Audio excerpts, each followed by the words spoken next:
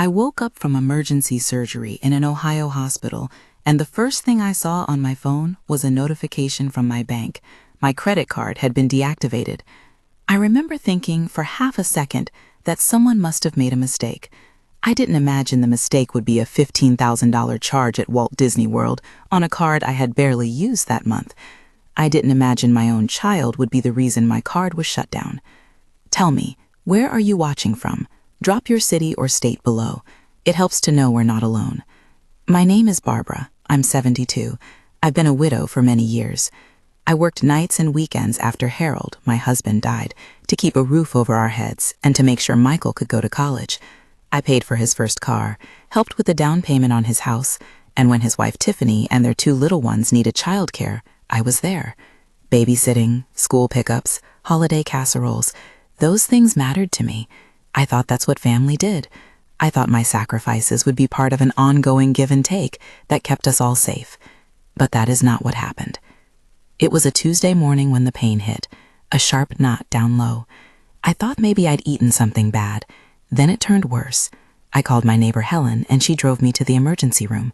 I remember the bright lights, the antiseptic smell, the way the fluorescent ceiling looked like a grid. The doctor said it was my appendix, and I needed surgery right away. I remember Michael's voice over the phone promising he'd be there, that he'd bring the kids and stay until I was awake. They weren't there. The last clear thing I remember before the anesthesia was Michael saying, "I'll be there, Mom, don't worry." The hospital did what it had to do.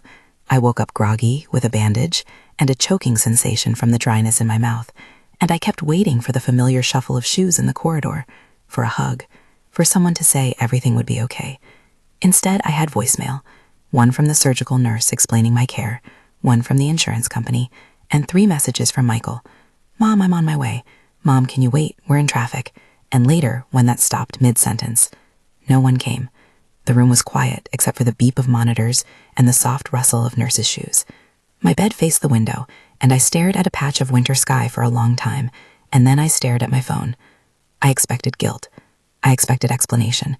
I expected a story that started with an apology and ended with dinner and jokes about how dramatic hospital gowns are. What I didn't expect was silence, until Michael called hours later to say he and Tiffany had flown to Florida with the kids. He sounded flustered, like he was rehearsing lines. He said they would come back when they could. He said he'd make sure I was okay. I left the hospital on Thursday. 2 days in, they sent me home with instructions and a prescription and a nurse's number to call if anything felt wrong. The wound on my side hurt in a way that made me breathe shallowly and careful. My car was in the driveway. Helen brought me a casserole, and Sheila from down the street brought flowers. I went inside, sat down, and opened my laptop. Not because I expected anything, but because old habits are like that. You check your bank every month. You make sure the electric was paid, that the mortgage was on time, that no strange payments sneak through. When I logged in, the screen looked like a ransom note. My checking account that had been at roughly $6,000 one morning was now down to $300. My heart started to thud a different kind of rhythm. I clicked on the credit card account, and the list of transactions spilled out. Hotel charges in Orlando, a charge for Photo Pass, something labeled as a VIP tour, and then a line item that made the blood leave my head. Walt Disney World. $15,000. I read it twice. I read it 3 or 4 times. I felt my face get hot and then cold. $15,000. My hand shook. I called the card company right away. The woman on the other end was polite and very procedural. She said they were seeing multiple charges out of state, and that because the card had been used in a sequence of transactions, they had deactivated it, shut it down to prevent further use. She said they would open an investigation, that it could take time, and that because Michael had had permission to use the card in the past, the situation was complicated. Complicated. I suppose that's a polite word for betrayal. I sat at my kitchen table, the hospital band still on my wrist, the afternoon light leaning across unpaid bills and recipes. I printed my statements. I wrote down every check I could find that had been loaned, every Tash gift, every signature where I had helped. There were decades of small things. Tuition payments, car repairs, surprise dental bills when the kids were little. I made a list and numbered it in the corner of a grocery receipt like something a clerk would use. Line by line, I made a ledger of my life as I had lived it for my son and his family. There were calls. Michael called, texted, and left messages. At first, he sounded frantic, like someone who'd realized he'd gone too far without having a plan to get back. "Mom, I'm sorry," he said. "We didn't mean," and the line would go cold. Tiffany's messages came through with a new tone later, something defensive, then pleading. At one point, I listened to a voicemail where Tiffany said, "We didn't have any other choice. You know how we are with money."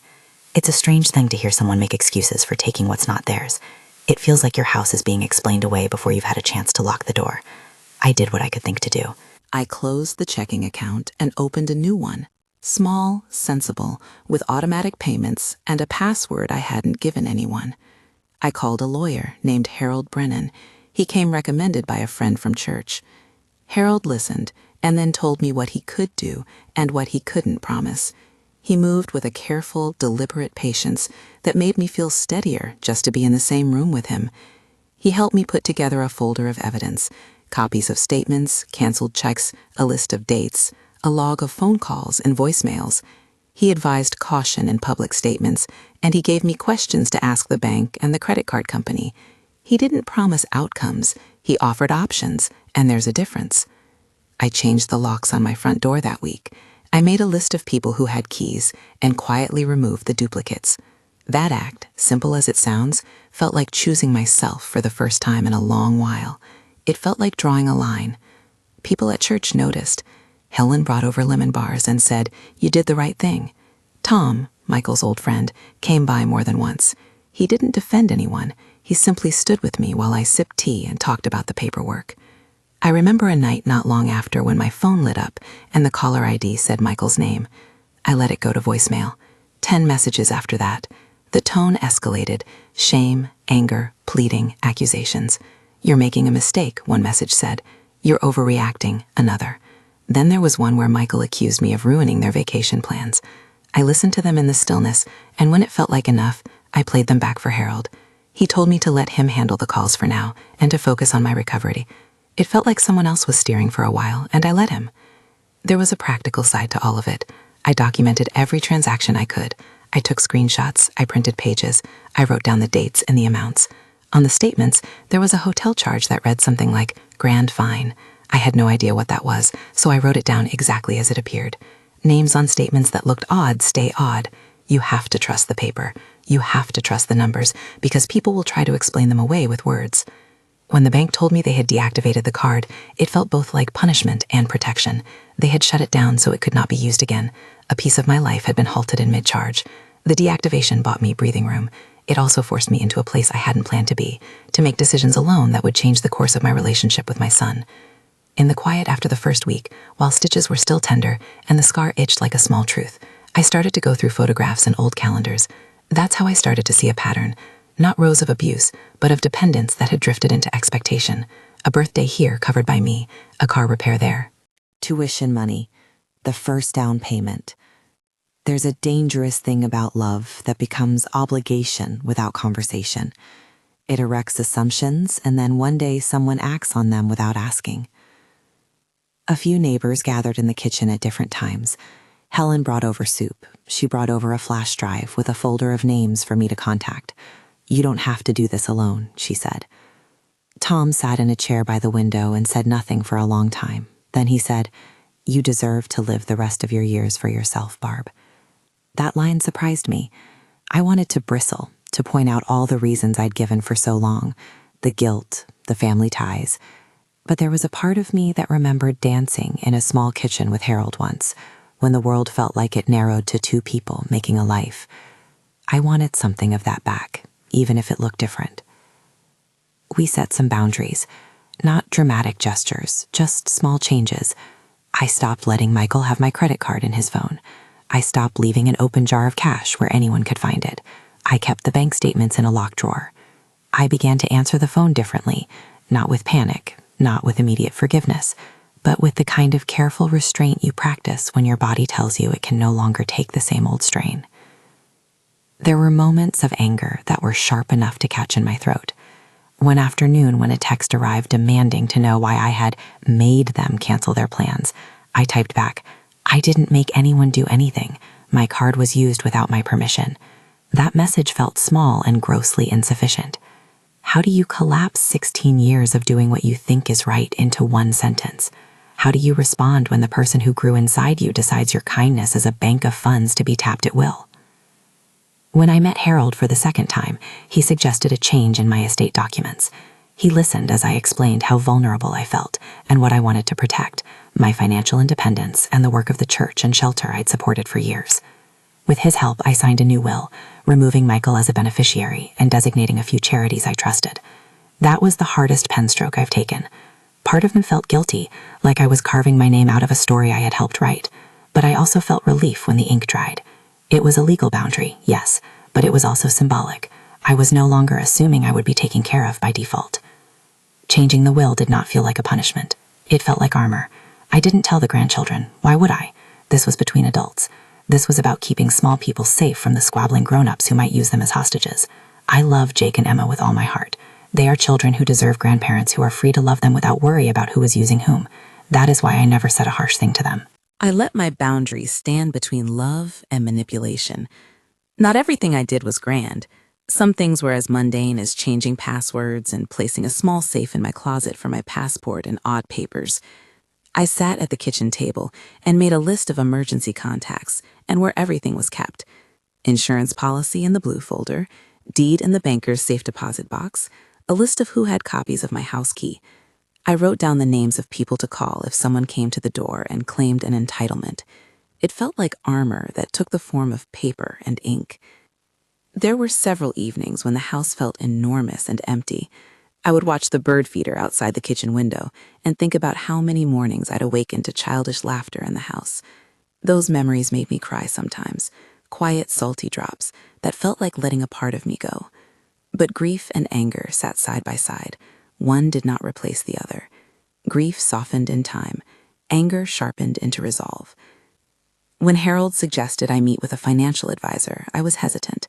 I had always been prudent with money, but I also had a lifetime of doing favors and loans and helping when I could. Patricia, the advisor Harold recommended, was practical and gentle. She took my folder and sat quietly, flipping pages and nodding. She asked a few pointed questions: how much of my savings was liquid, how much I had in investments, what my expected monthly expenses would be. She did not lecture. She offered a plan that made me feel like someone had finally translated my life into numbers that could be protected. One afternoon, while the incision still itched and the sky outside was a pale surrender, I sat on the porch with Patricia and Helen, and we talked not about the drama of the charges, but about what came next. How do you fill the time you had filled with caretaking? How do you make new routines that aren't rooted in reacting to someone else's need? I signed up for water aerobics. I started volunteering an afternoon a week at the city library's reading program. I wanted to rebuild a life that belonged to me as much as it did to anyone else. There was a small, private ceremony in my mind when I changed the locks. Simple, yes. Practical, yes. But also a ritual of protection. I left a note for Michael explaining I was taking steps to secure my accounts, and that Harold would be in touch regarding any financial disputes. I didn't say it to punish. I said it to mark a new boundary. Boundaries are not a wall. They are a declaration of where you begin and where others should not trespass. The emails from the bank announcing that they had initiated an investigation came over several weeks, formal and slightly cold. There were assurances about provisional credits, language that made it seem like the company was doing what companies do: investigate, assess, and provisionally credit where they could. My instinct was to breathe a little easier, and then to be skeptical. Institutions do their thing. People do theirs. The line between the two is often a bureaucratic limbo, where truth waits for paperwork. A week into the deactivation, that's when the messages started to change. The first several were excuses. Then came anger.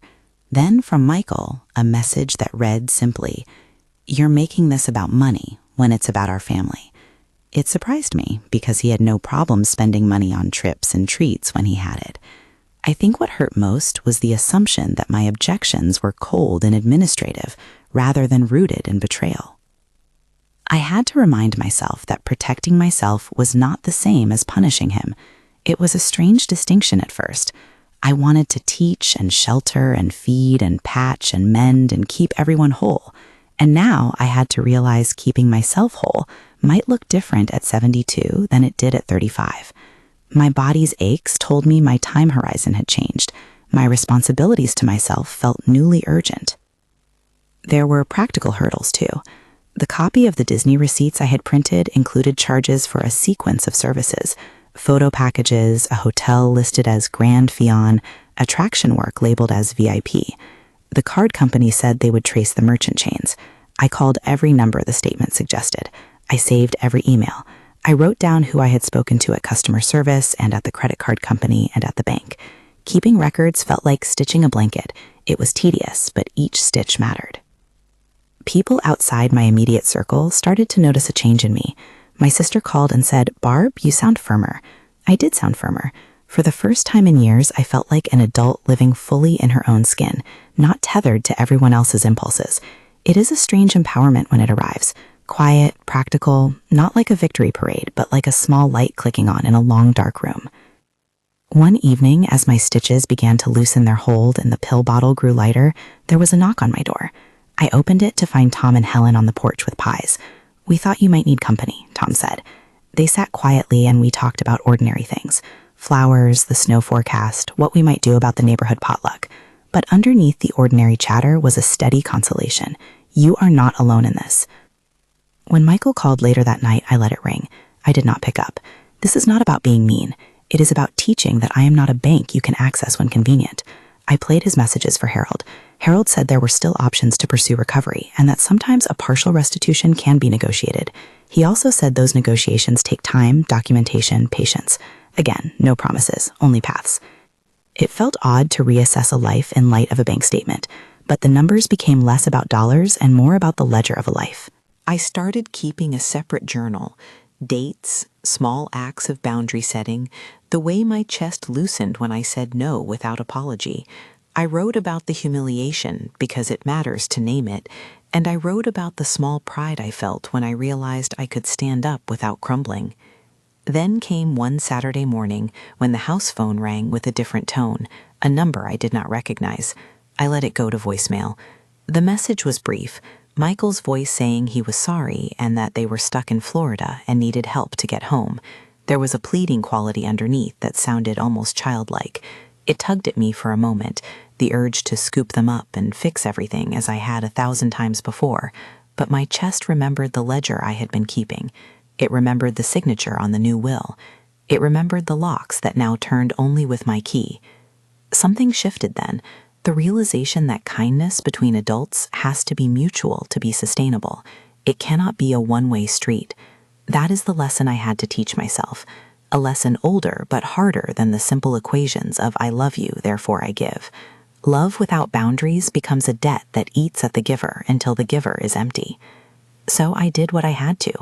I called Harold and asked him to take over the communications where possible. I had him draft a letter to Michael and Tiffany outlining the facts we had assembled and asking for an accounting and for any repayments they were willing to make while the bank completed its investigation. I did not do it to be cruel. I did it because if I did not set firm lines now, I knew what would happen next. Gradual, polite erosion until I had nothing left to give. Those first weeks after the surgery were the hardest, not because of the physical healing, that was a slow, steady thing, but because I had to rewrite the rules at the center of my family. That's not a small thing. Ironically, the person who had always been the fixer in the family had to learn to accept help from others in a new way, from a lawyer, from neighbors, from professionals. In some small way, I had to admit vulnerability in order to keep myself safe. I am telling you this now not for sympathy, but because I think people need to hear that practical steps can feel like wounds at first and like lifelines later. When you do the practical things, change locks, close accounts, consult a lawyer, document, you are not abandoning love. You are choosing to love with a boundary. The bank's initial message that they had shut down the card struck me as odd at first, like a parent stepping in and saying, "Stop."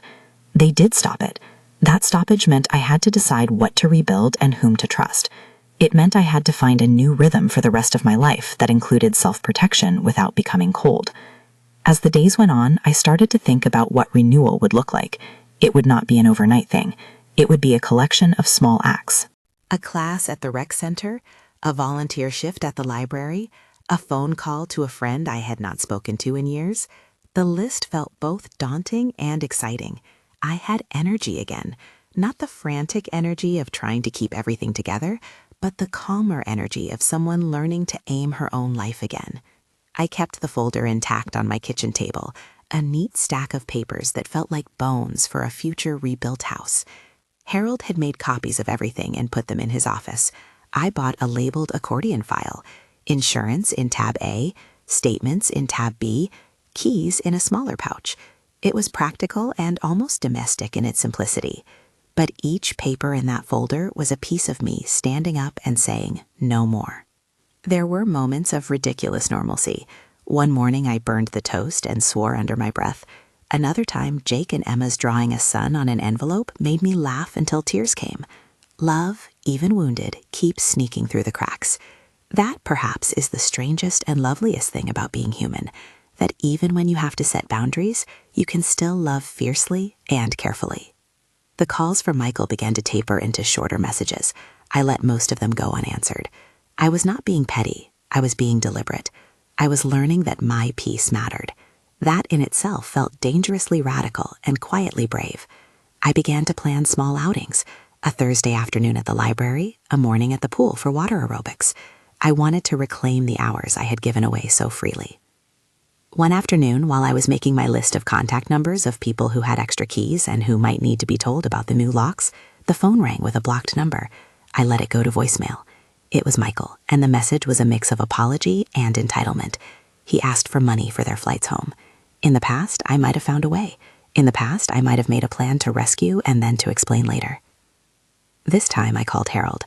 Do what you can, I told him, but don't promise anything. His voice was steady. We will handle it, he said. We will present the facts. If there's a way to recover funds, we will pursue it. I found more comfort in his measured tone than I had expected. That's when I realized something else. The bank shutting the card down had unintentionally given me a gift. It was the gift of time, the time to gather facts, to set plans, to teach someone else that boundaries were necessary. It was the time to learn how to be careful with my heart and careful with my money. It was the time to create a life that did not hinge on my perpetual financial rescue of others. At night, when the house was quiet and the fluorescent streetlight painted the kitchen table silver, I would sit with my folder and run my finger along the edges of paper. I would whisper to myself small vows. I will protect what is mine. I will remember the taste of lemon pie at Helen's table. I will reopen my life slowly and with intention. I knew I hadn't finished with the family drama. There would be phone calls, negotiations, and more difficult conversations. There would be the bank's slow machinery and the emotional aftershocks to navigate. But in those first weeks, amid stitches and statements, I made a set of choices that felt final enough to hold me steady. I closed accounts, I printed receipts, I retained Harold, I changed the locks, and I signed a new will. And somewhere between the deactivated card notice and the new set of keys, I felt something I had not felt in a long time. A small, careful freedom. It did not mean what had happened didn't hurt. It did not mean I didn't miss the warmth of the years we had shared. It meant I was learning a new language of love, one that included protection, boundaries, and the possibility of a different kind of relationship yet to be tested. The days that followed those first decisions were not easy, but they were clearer.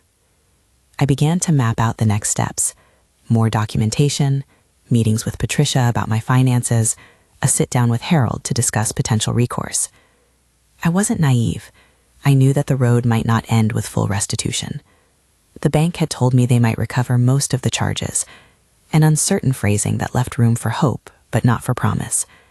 That is the kind of language that teaches you to hope and hedge at the same time. On a rainy afternoon, I sat at the table with my folder open, and Helen across from me, her hands wrapped around a cup of tea. Tom stopped by to drop off a bookstore gift card. We laughed about old neighbors and new recipes. These ordinary moments were my scaffolding. They reminded me that life had texture beyond the ledger. But beneath even that small comfort was a simmering tension. How to face the next phone call from Michael when it came.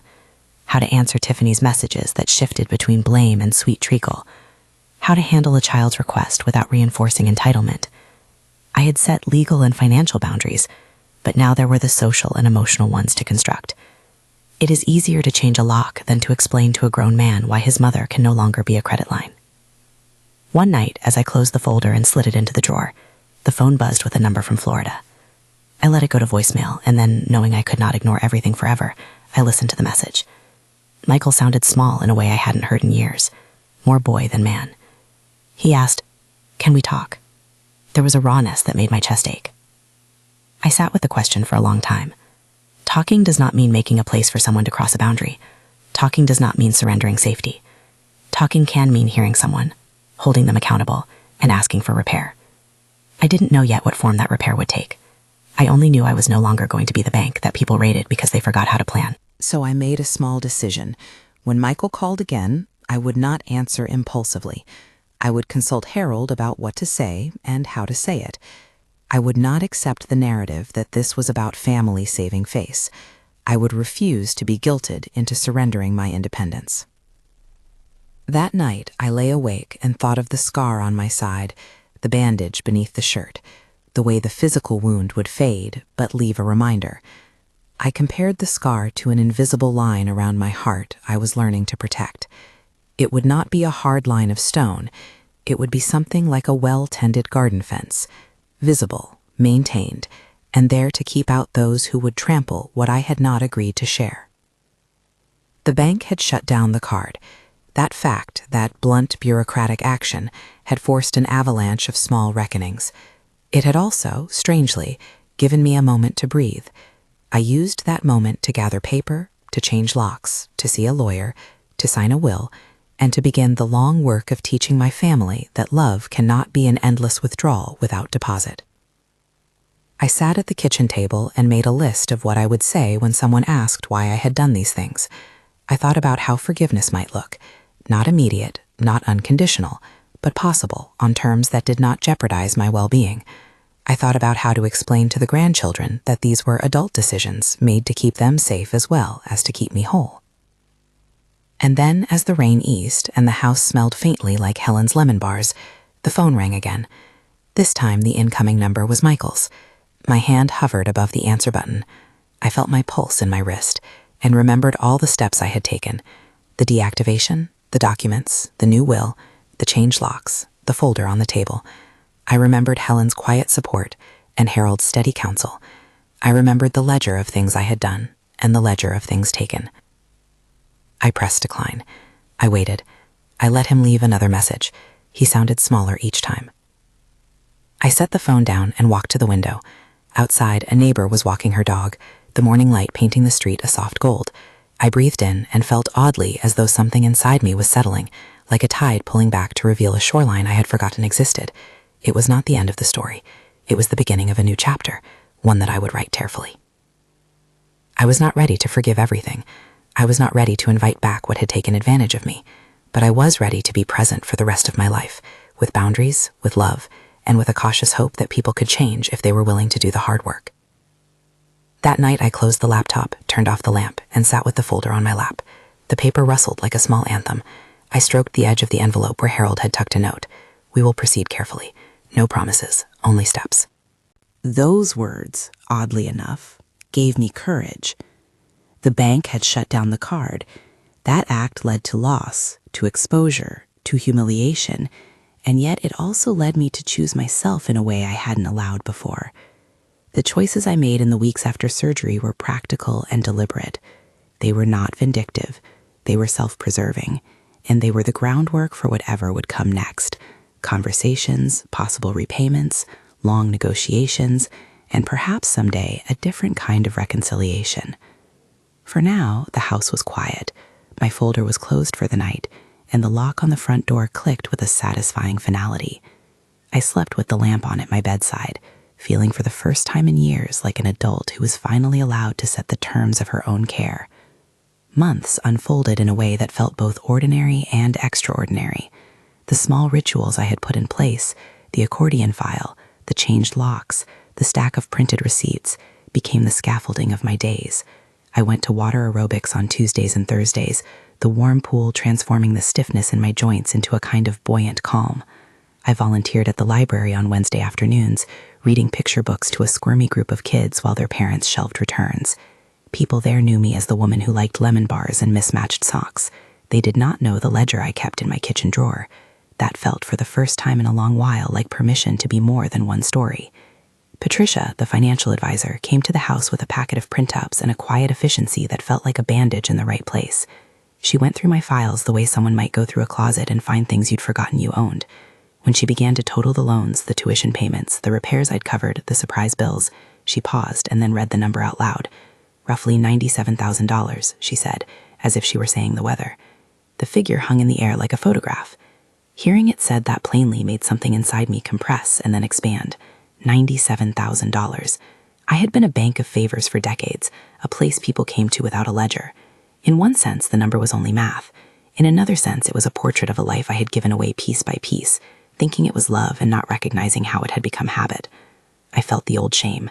How could I not have seen it? And then a steadier feeling, recognition, not a triumph, not a punishment, a simple naming. Patricia did not wag a finger. She showed me options in a practical, non-judgmental way. Rearranged some accounts so my fixed expenses were covered automatically, set up a modest emergency fund that only I could access, and create a list of people who could be called in an emergency. She printed out a mock monthly plan and highlighted the parts I could change easily. She suggested, gently, what I would have chosen anyway, safeguards that respected my independence while recognizing how much I loved my family. None of it felt like a betrayal of who I had been. It felt like honoring who I hoped to keep being. Meanwhile, Harold continued to do Harold things, methodical, careful, impossibly calm. He sent letters, kept records, and answered the flood of messages with a lawyer's patience. He told me, truthfully, that the bank's investigation might recover most of the charges, that it might recover none. He did not sugarcoat the bureaucracy. He reminded me that institutions move in their own time, that evidence mattered, that patience would be required. Those words were practical ropes to hold on to. No promises, only steps. Michael's calls became sporadic and then more intentional. At first, there were entitlement-laced messages and pleas. Then came a period of silence. Then a short voicemail. "Mom, I've started seeing someone. I'm trying to figure out why I did what I did." The admission arrived like a small, damp seed in winter soil, fragile, uncertain. A week later, a text. "I've repaid $3,000. It's in the account." The repayment, $3,000, was not the full sum of what had been taken, and it didn't erase anything. But the act mattered because it came with action. He had taken a step that matched his words in a small, measurable way. We agreed, after long, halting conversations mediated by Harold and a mutual friend, Tom, that the first few times we would meet in public places, 4 coffees in 8 months, Tom suggested, as if the number itself could be a kind of contract. So we met, slowly and publicly. The first coffee was in September, on a bench at a small bakery. Michael arrived with a worn jacket and a look that made him look younger. He sat down, hands fidgeting around a paper cup, and said, "Mom." There was no script except the one we were both learning as we went along: accountability, admission, and careful listening. Our conversations were not tidy. He apologized in fits and starts. He explained in ways that sometimes sounded like excuses, and other times like real work. He told me about the therapy sessions, about the counselor asking questions he had never been asked. Who supported you when you were a child? How did you learn to ask for help? Why did you think money was the fastest way to fix your worry? Hearing him say these things, about the therapy, about his confusion, dampened the sharpest edges of my anger without taking away my caution. He repaid $3,000. He showed up for appointments. He wrote apology letters that stayed on my fridge for a week before I filed them away into the folder with the receipts. Across those 8 months, there were small public rituals that felt like stitches. A coffee in January where he looked me in the eye and said, "I know I hurt you, and I'm trying not to repeat that." A short text after Easter, "Thank you for meeting." A phone call to Tom where he asked how to be forgiven, not as an entitlement, but as something to earn. He attended therapy, as he promised. He met with Harold when things needed to be formalized. None of it meant that all trust was restored. It did mean that a different kind of relationship was possible, one that would not pretend the past did not hurt, but that might admit repair could be attempted. The grandchildren remained the softest thing in the midst of a hard winter. Jake and Emma continued to send drawings, to ask about cookies, to bring sunlight into the kitchen whenever they came over. I kept the adults' trouble away from them. I never needed to explain wills or ledgers to kids who drew suns with thick crayons. I let them climb onto my lap and tell me long stories about school projects and frogs. That is how love could live in 2 rooms at once, fierce and guarded in one, open and simple in the other. In October, the bank's investigator called to say they were moving along with their review and some provisional credits might appear while the merchant chains were traced. The language was cautious and bureaucratic. Provisional and investigation and merchant trace floated in the middle of the sentence like technical scaffolding. I listened and then told Harold. He nodded, Not excited, but measured. "We'll keep documenting," he said. "We'll follow the paper trail." That is how the practical world works, step by step, file by file. There were nights when the loneliness returned in a different shape. Sometimes it arrived as a phantom habit, a muscle memory of doing to others what I now refused to let be done to me. I would want to fix a problem with a check or a call. I would find myself wanting to be the rescuer again. Those moments passed more quickly now because I had a new reflex. I reached for the folder instead of my checkbook. I called Helen. I took a walk and let the steam of my breath fog the glass. I was learning new muscles of restraint. Some friends suggested I forgive quickly, as if forgiveness were a single transaction. Others told me to hold tight until there was complete restitution. I realized that neither extreme fit the life I was trying to live. Forgiveness, I decided, was not a single act, but a practice. It could be generous and cautious at once. It could mean offering a seat in a public place while reserving private rights, like my will and my accounts. It could mean loving grandchildren without giving adults unrestricted access to my finances. It could mean saying out loud that I would not be the person to bail out poor decisions anymore. By winter, the scar on my side had faded to a pale line, a physical reminder of that sudden Tuesday and what had come after. The scar did not stop me from moving forward. If anything, it reminded me of the body that carried all these decisions, that felt betrayal in bone, and then chose to heal. I learned to let the memory of being left in a hospital bed sit beside the memory of Helen bringing lemon bars and Tom sitting with his hands folded like someone holding holy things. Both memories were true. Both belonged in the same catalog. There were practical conversations that required humility. I had to explain to my sister why I had changed the will. I had to explain to friends why I would not simply pick up the phone and give money when asked.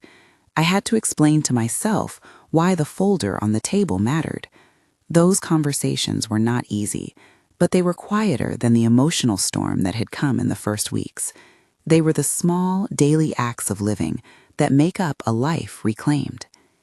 Sometimes, when the house was quiet and the kitchen light pushed a warm cone across the table, I would take out the packet of thank you notes people had sent, letters of concern, casseroles, offers of rides to appointments, and thumb through them like a rosary. The notes reminded me that repair is not only a legal or financial process, it is also a social one. People showed up for me in ways that had nothing to do with money and everything to do with presence. Tom and Helen were there at odd times with pies and errands. Patricia sent a holiday card.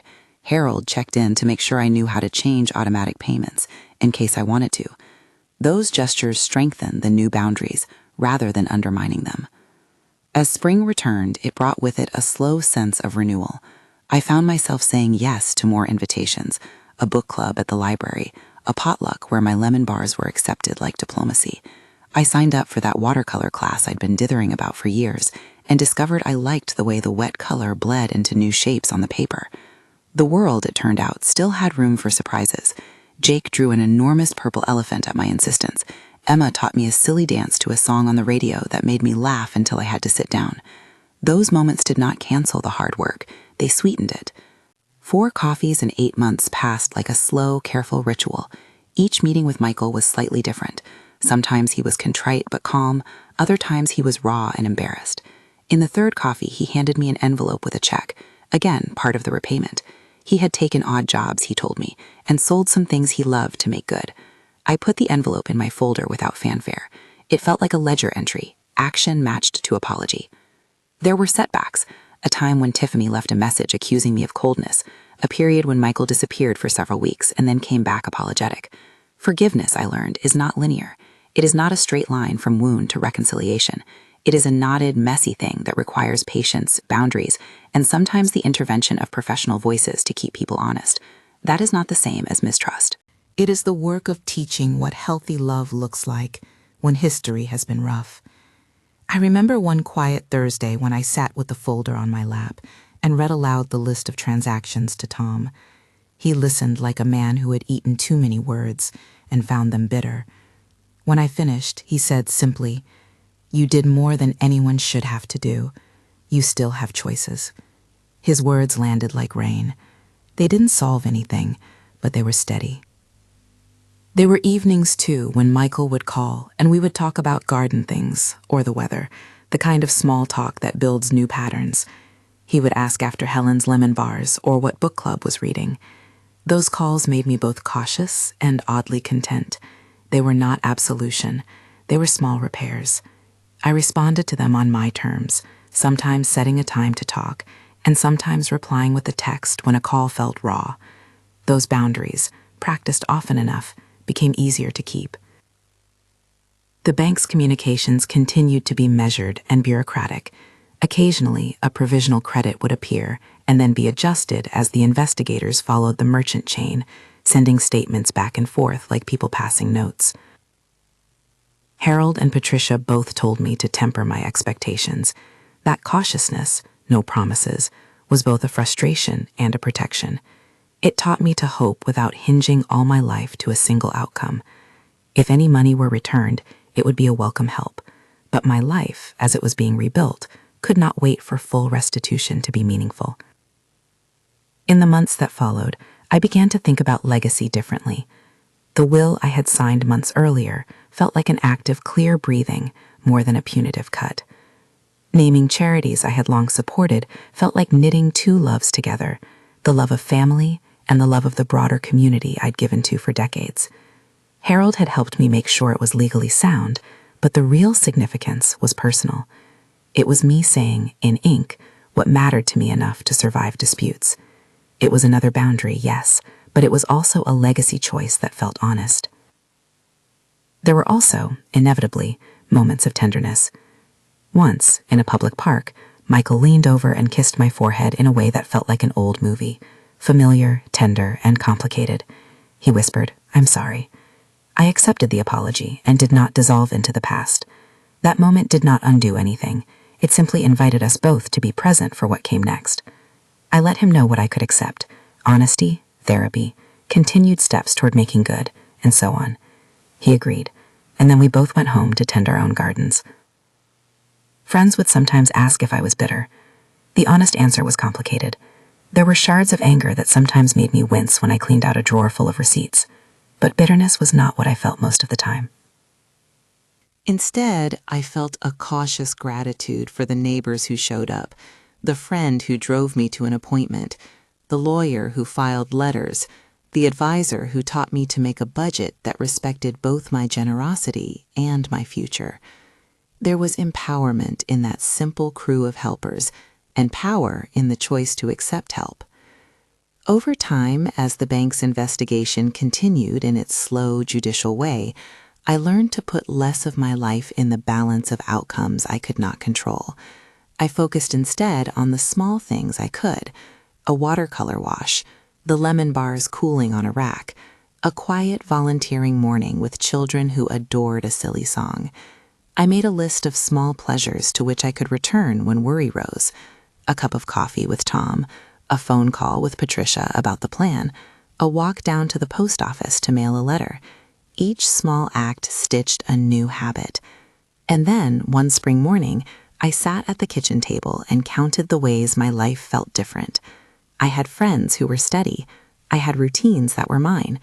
I had the folder, still in its tabbed, neat order, sitting like an archive of a life that had been as generous as it was complicated. Michael and I had met for our 4 coffees. He had repaid $3,000.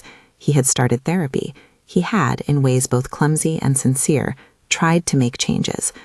I was not healed entirely. Who would be? But I was moving forward. That did not mean I forgave everything unconditionally. It did not mean the old patterns could simply be rolled up and put away. Forgiveness arrived like a cautious hand, extended, but protected by the knowledge learned in the weeks after surgery. I could hold tenderness for my children and grandchildren while refusing to be a resource that drained me dry. I could serve lemon bars at holidays and still keep my accounts locked and my will clear. That was the paradox: love and protection living in the same heart. Sometimes I would demonstrate this new life for myself in small tests. I would let a call go to voicemail and listen later with Harold's advice in mind.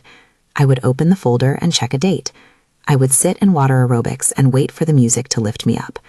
Each small practice reinforced the boundaries I had set. They were not walls of stone. They were fences around a garden I intended to tend with care. Now, in the quiet of a late afternoon when sunlight slants across the pictures on the mantel, I can say I am different than the woman who woke up in that hospital bed. Wounds have a way of changing you, sometimes harshly, sometimes with a grace that arrives later than you expect. I have chosen to let the wound instruct me without letting it define me. I have chosen to keep loving while insisting that love be reciprocal in ways that respect my dignity. If there is one final small piece of advice I can give, not as a prescription, but as something I wish someone had said to me earlier, it is this: protecting yourself is not the same as punishing those who hurt you. Setting a boundary is not the same as closing a door on love forever. It is rather an invitation to a healthier kind of belonging, one built on mutual respect. Thank you for listening to my story. If this has moved you, subscribe for more real-life testimonies and leave a comment about your own boundaries or experiences. I can forgive without letting them take advantage of me again.